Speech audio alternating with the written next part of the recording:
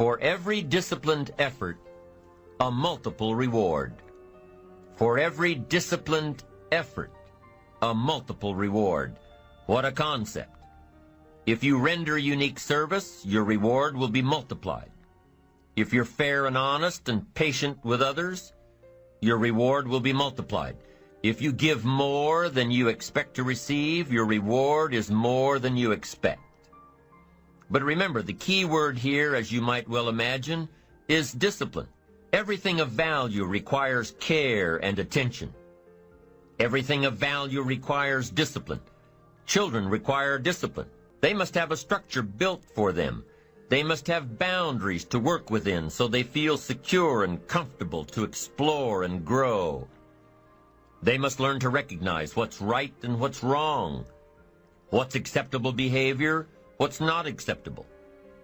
Children require unwavering discipline, consistent discipline, or they'll be confused as to how they're supposed to behave. Likewise, our thoughts require discipline.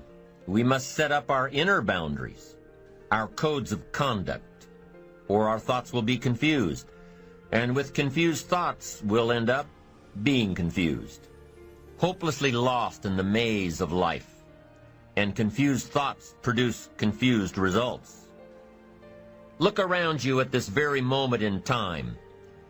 What might you be doing that needs attention? Perhaps you're listening to this program as you drive along in traffic, blowing your horn at someone ahead of you who isn't driving at the speed you'd like to. Perhaps you're listening alone because you've had a disagreement with someone you love or someone who loves you, and your anger won't allow you to speak to that person. Wouldn't this be an ideal time to examine your need for a new discipline? Perhaps you're on the brink of giving up or starting over or starting out, and the only missing ingredient to your incredible success story in the future is a new and self-imposed discipline that will make you stay longer and try harder and work more intensely than you ever thought you possibly could. The most valuable form of discipline is the one that you impose on yourself. Don't wait for things to deteriorate so drastically that someone else must impose discipline into your life. Wouldn't that be tragic? How could you possibly explain the fact that someone else thought more of you than you thought of yourself? That they forced you to get up early and get out into the marketplace when you would have been content to let success go to someone else who cared more about themselves.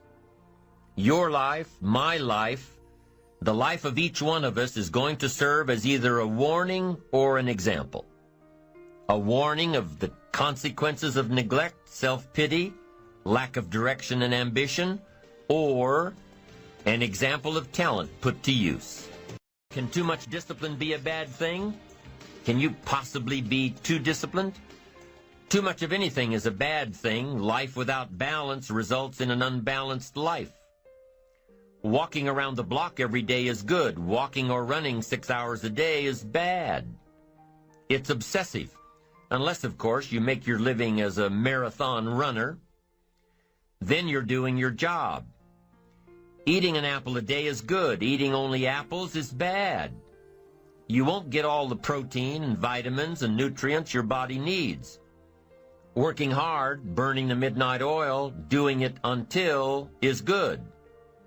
Working nonstop, never taking a vacation, never having any fun, never spending quality time with the people you love, working day after day, month after month, never taking a break year after year, is bad. If you've got your nose to the grindstone all the time, how are you ever going to spot new opportunities, consider new ideas? It doesn't work that way. You've got to stop and ponder where you've been and where you're going. You've got to reflect so you know if you're even on the right track. Everyone has heard the story of Willie Loman in the play Death of a Salesman. Willie was a workaholic. He typified the old-fashioned concept of success. After all, if you're always working, you must be successful. No, it doesn't work that way. For workaholics, there's never enough work. They can work 10, 12, 14 hours a day, take 2 jobs, work them back to back. The only satisfaction is fighting off sleep, denying life's pleasures, getting more tasks done. Some people are impressed with this type of behavior. But just because a workaholic spends too much time working, that doesn't mean he or she ends up with the most money.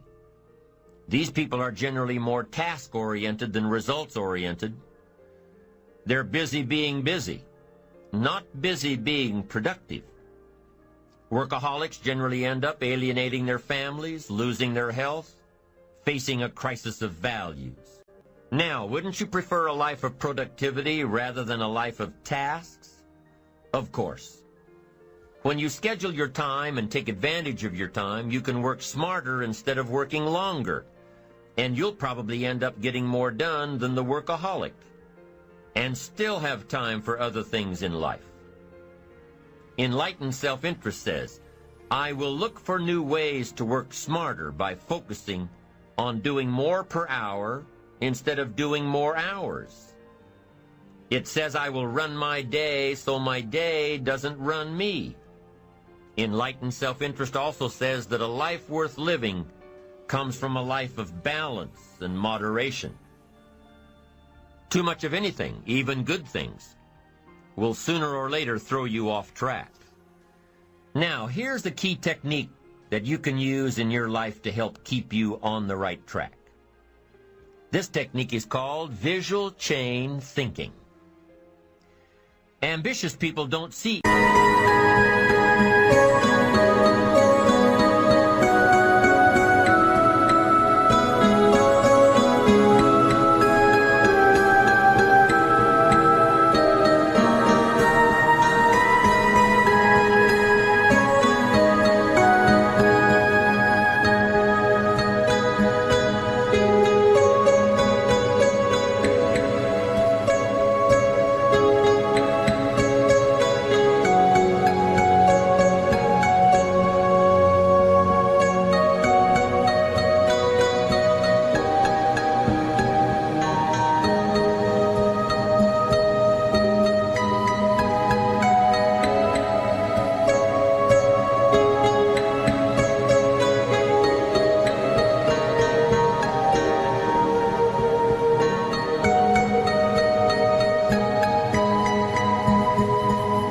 each step toward their goals as a singular step, each discipline as a singular discipline, each project as a singular project, each sale as a singular sale. With everything they do and with every discipline they adhere to, they see it all as part of a chain, a link in the chain of events and actions that will lead them to their final destination. Every action and every discipline today is a link in the chain. Every action and every discipline tomorrow is a link. Every action and every discipline in the future is a link. When you can see that every link in the chain will eventually lead you to the things you want most out of life, to the person you want to become, then you won't grow discouraged or fearful or impatient with today. When you can see where you're going through visual chain thinking, even on the toughest days, you'll keep building your ambition by knowing where you're going, not just where you are today. Part of this visual chain thinking is built when you decide on your direction, when you can see where you're going to end up before you get there, when you can see California while staring at the east side of a 14,000-foot mountain. And building your visual chain of thought begins when you have well-defined plans for your career, your family activities, your investments, and your health. Your plans and goals are your visual chain, knowing where you're going before you get there. Develop a plan, a game plan. It's ironic how we all understand the importance of mapping out a strategy for a football game or a basketball game. Not one professional team in the world begins a game without a complete strategy. But few of us take the time to map out a strategy for our lives, a game plan. But it's important. Here's the first rule for your game plan of life. Don't start your day until you have it finished. Don't begin your activities of